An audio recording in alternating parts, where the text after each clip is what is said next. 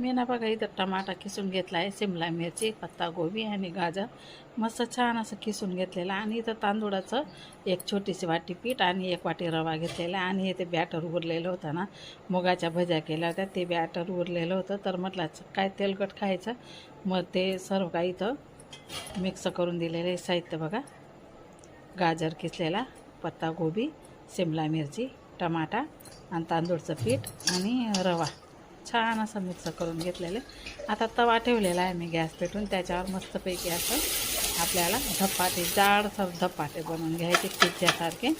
तर बघा पिझ्झासारखंच लागतं हे, खायला खूप छान लागतं. कारण ते मुगाचं बॅटर उरलेलं होतं, त्याच्यामध्ये हे सर्व साहित्य टाकलेलं आहे मी. आणि बघा किती मस्त असं पिझ्झासारखं जाड झालेलं आहे ते. त्यानंतर बघा ही चटणी पण करून घेतली मी. तर टमाटा, मिरच्या आणि तीळ टाकून आणि खोबऱ्याची किस टाकून मस्तपैकी चटणी पण करून घेतलेली. आणि बघा आपलं एक धपाटं इथं मस्तपैकी झालेलं आहे. तर आता दुसरं पण झालेलं आहे बघा.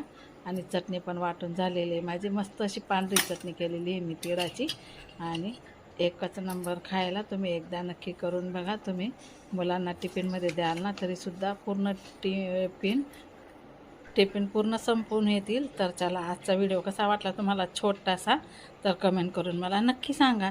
आणि हे बघा किती जाडसर आणि किती मस्त मधून असा सॉफ्ट आणि वरून असे खरपूस शेकलेले. तर चला चटणीसोबत सर्व करूया. भेटू पुढे. Bye bye.